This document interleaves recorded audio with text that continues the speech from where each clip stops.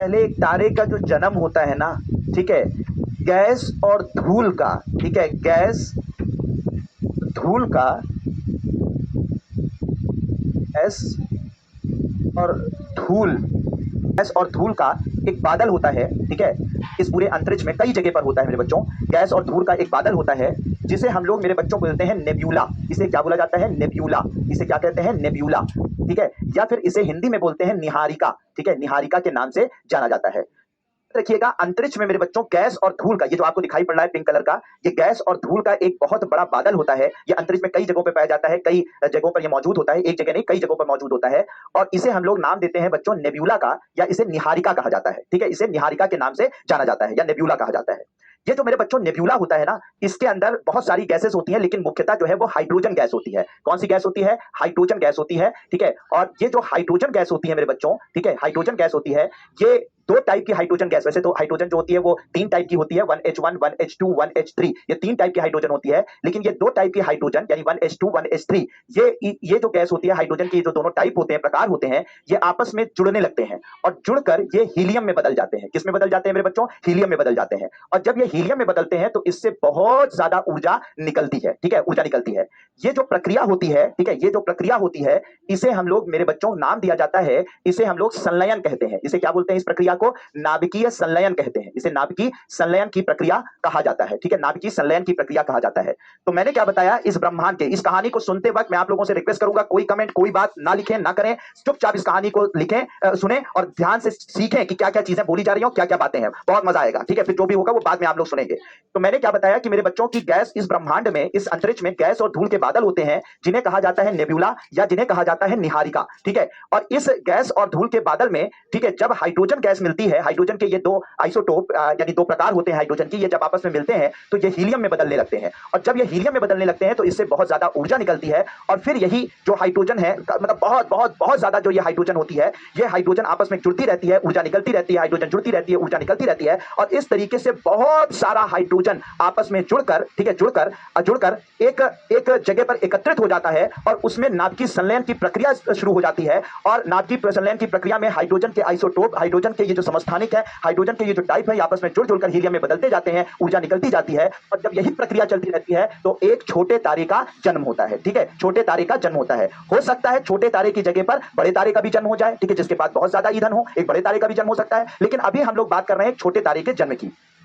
इसका मतलब कहा जाएगा कि गैस और धूल के बादल, जिसे हम लोग नेब्यूला बोलते हैं, जिसे निहारिका बोलते हैं, ये असल में क्या है? ये असल में जन्म स्थान है। किसका जन्म स्थान है? ये मेरे बच्चों तारों का जन्म स्थान है। ये क्या है बच्चों? ये तारों का जन्म स्थान है। तो अगर आपसे कभी क्वेश्चन पूछा जाए मेरे बच्चे कि तारों का जन्म स्थान किसे कहते हैं, ब्रह्मांड में वो कौन सी जगह है, ठीक है, ब्रह्मांड में वो कौन सी जगह है जहां पर तारों का जन्म होता है, तो आप बताएंगे मेरे बच्चों नेब्यूला या निहारिका वो जगह है जो जहां पर तारों का जन्म होता है। अगर आपसे पूछा जाए कि ये तारों के जन्म वाली जो निहारिका या नेब्यूला होती है किससे बनी होती है, तो आप बताएंगे ये गैस और धूल से बने हुए बादल होते हैं, ठीक है, जिन्हें जहां पर तारों का जन्म होता है, ठीक है। और तारों के अंदर अगर पूछा जाए कि कौन सी अभिक्रिया होती है, तो आप बताएंगे ये तारों के अंदर ये नाभिकीय संलयन की अभिक्रिया होती है। कौन सी अभिक्रिया होती है? तारों के अंदर नाभिकीय संलयन की अभिक्रिया होती है, जिसमें हाइड्रोजन जो है वो हीलियम में बदलता है और ऊर्जा निकलती है, ठीक है। इतनी बातें मुझे लगता है आपको बिल्कुल समझ में आ गई होंगी कि क्या ब्रह्मांड में गैस और धूल के बादल हैं जिन्हें नेब्यूला या निहारिका कहते हैं और इन्हीं से तारों का जन्म होता है, ठीक है मेरे बच्चों।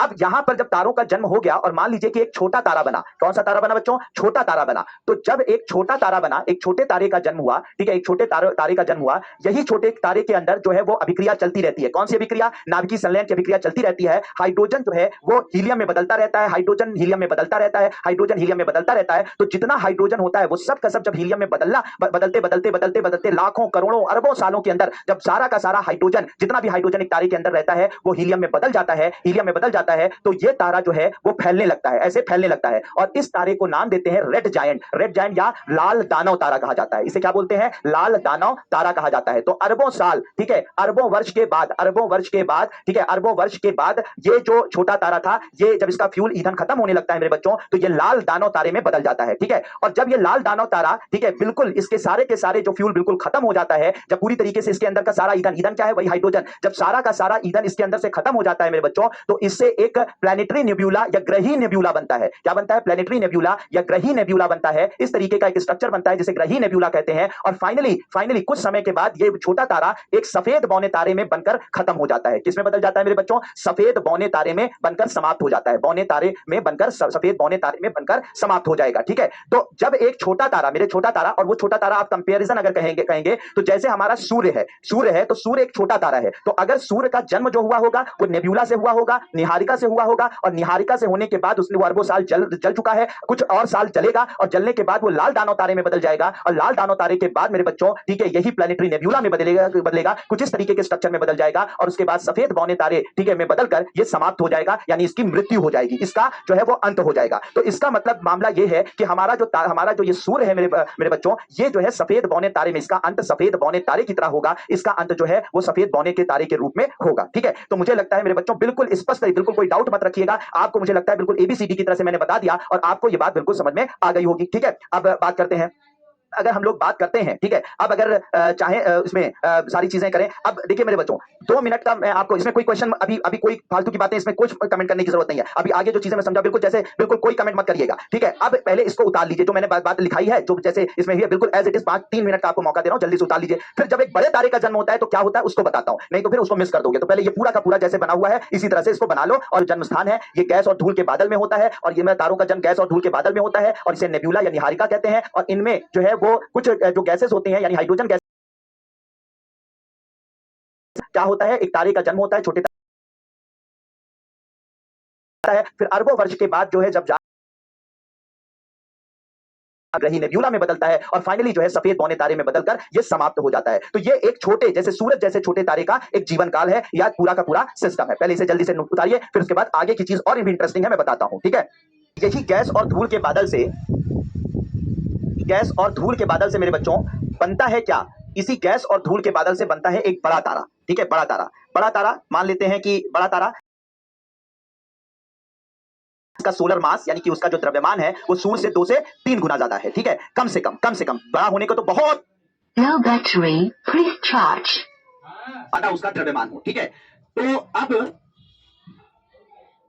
रुद्र दुबे, इसीलिए मैं कह रहा था थोड़ा सा रुक जाओ, तब मैं आपके सवाल ले लूंगा, लेकिन पूछना शुरू कर देते हो जबकि मैं रोकता हूं, इसीलिए बच्चे की फ्लो खराब ना हो। रुद्र दुबे, देखो अभी जो हमारा तारा है, मैंने अभी बताया है यंग है, कहीं पहले पृथ्वी अपने आप खत्म हो जाए वजह से, जिस तरह से ग्लोबल वार्मिंग बढ़ रही है पूरी, या जिस तरह से हम लोग परमाणु युद्ध करने जा रहे हैं, 1000 सालों में ये आप कर बैठेंगे, को जिंदा रहने में कई जो है वो लग जाएंगे, तब तक ना मानवता बचेगी ना मानव। ठीक है, चलिए अब हम सर आज जो है ये लाल दानव तारे में बदल गया और कल क्या सफेद हो जाएगा? अरे मेरे बच्चे, सर मैंने कल देखा था पीला था, आज लाल दिख रहा था, तो मुझे लगा लाल दानव तारा। मेरे बच्चे, ठीक है, मेरे बच्चे अरब, ठीक है, क्या बात तो बात करते हैं कि बड़ा किसी ने पता शाम को टहल रहे हैं, शाम को टहल अपने रिश्तेदारों को फोन करके बता, सर ने बताया था लाल दानव, और फिर फाइनली परसों हम सब यहाँ दुनिया से कुछ फिजिक्स रिस्पॉन्सिबल है। ठीक है, देखिए सुनिएगा ध्यान से, तो जब कभी भी अब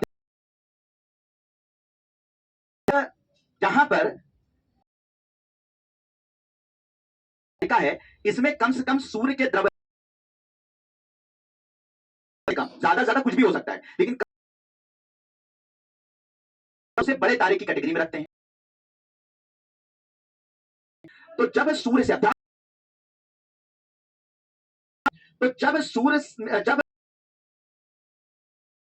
जब जन्म होता है, एक बड़ा तारा जन्म लेता है मेरे बच्चों, फ्यूल होता है, बहुत सारा हाइड्रोजन होता है, हीलियम में तारा जिसके अंदर बहुत ज्यादा फ्यूल होता है, बहुत ज्यादा ईंधन होता रहता है, जलता रहता है और फिर कई अरब साल जलने, कई अरब साल होने लगता है, इसका ईंधन खत्म होने ही जो है आपका तारा बड़ा होने लगता है, जैसे यहां पर होने लगा था, कलर का हो जाता है, तो इसे बोलते हैं रेड सुपर जायंट। कहा जाता है मेरे बच्चों, इसे क्या कहा जाता है? लाल महादानव तारे के नाम से जाना जाता है। छोटा छोटा जो तारा जो है वो तारे में बदल जाता है, और जब एक बड़ा तारा अपने मृत्यु, तो यहां पर जो लाल महादानव तारा होता है मेरे बच्चों, में बदल चुका होता है लगभग लगभग, और जो हीलियम होता है भारी तत्वों में बदल जाता है। ठीक है, बस में हाइड्रोजन हुआ, फिर हीलियम, फिर कुछ और भारी तत्वों में क्या होता है, ये सारे के सारे भारी तत्व इसके कोर में, भारी तत्व क्या होते हैं इसके कोर में, यानी कि इसके जो केंद्र है उसमें इकट्ठा होने लगते हैं। अब होता जब इसके कोर में इकट्ठा होने लगते हैं, तो ये भारी, ये जो इसका कोर होता है, होते होते इतना हैवी हो जाता है, इतना हैवी हो जाता है, जबरदस्त विस्फोट होता है। और जब ये जबरदस्त सुपरनोवा विस्फोट, क्या बोलते हैं बच्चों? सुपरनोवा। ठीक है, और ये जानते हो सुपरनोवा विस्फोट यानी जब एक बड़ा के साथ होती है, एक महाविस्फोट के साथ होती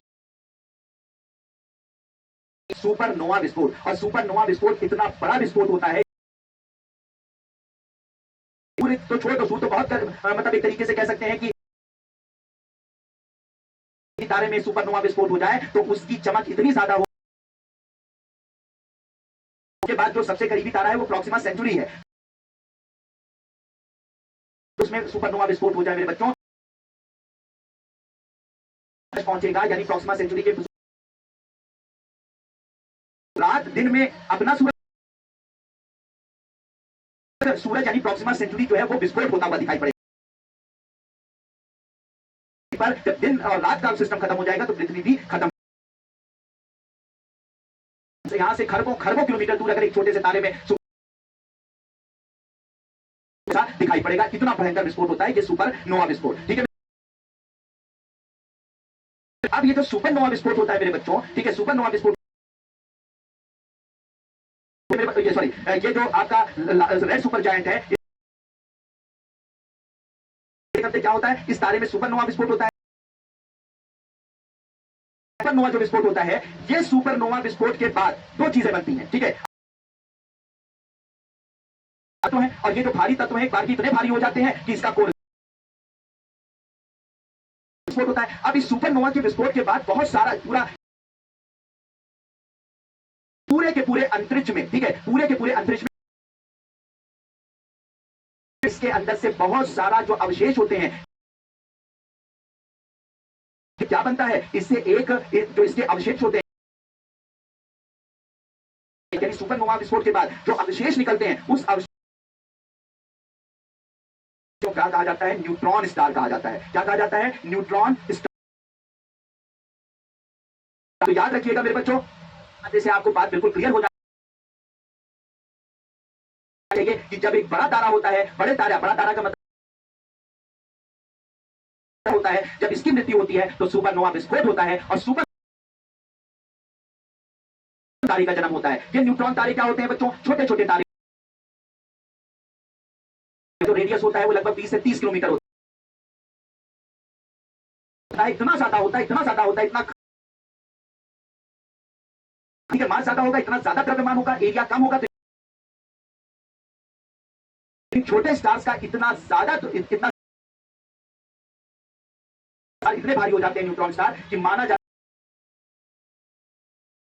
है न्यूट्रॉन स्टार आप ले लीजिए, एक चम्मच जो आपके घर में जिस को लीजिए, और न्यूट्रॉन स्टार को लेने के बाद गिरा दीजिए। मतलब मैं ये बता रहा हूं तुमको अंदाजे के लिए कि कितना इतना होता है कि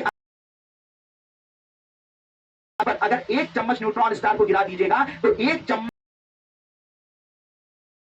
को चीरते हुए दूसरी तरफ निकल जाएगा, यानी पृथ्वी उसके हमारा अंतरिक्ष। और हम यहां पे परेशान ये है हमारा अंतरिक्ष मेरे बच्चों। तो जब होती है तो उसके बाद उसके रिमेन यानी उसके मलबे से ठीक है बहुत भारी स्टार होते हैं जिनका भार इतना ज्यादा दूसरी तरफ निकल सकता है, उसको पृथ्वी उसको बर्दाश्त। स्टार होते हैं जो मोस्टली न्यूट्रॉन से बने होते हैं और ये ज्यादा घनत्व जो है दुनिया में मतलब बहुत कम, थोड़ी थोड़ी देर में इनसे जो है थोड़ी थोड़ी देर में बहुत सारी किरणें निकलती हैं, ठीक है, विकिरण निकलता है, अल्फा एक्सरेज, ठीक है, विकिरण निकलते हैं, इलेक्ट्रोमैग्नेटिक रेडिएशन होता है, विकिरण निकलता रहता है। तो न्यूट्रॉन स्टार, ठीक है, न्यूट्रॉन जो तारे होते हैं, इन न्यूट्रॉन बच्चों विकिरण, विकिरण का मतलब बहुत सारी किरणें निकलती है, जैसे गामा जो है वो रेडियो तरंगे हो जाती है, इस तरीके का विकिरण निकलता है। तो सेकंड के लिए निकलता है, फिर उसके बाद बुझ जाता है, कुछ सेकंड बुझ जाता है। तो ऐसे न्यूट्रॉन तारे को जिसके अंदर से स्टार जिसके धुओं से लगातार, ठीक है, समय पर, ठीक है, थोड़े थोड़े समय पर निकलता है, ठीक है, निकलता है, उसे हम लोग मेरे बच्चों जानते हो क्या बोलते हैं? ऐसे न्यूट्रॉन स्टार का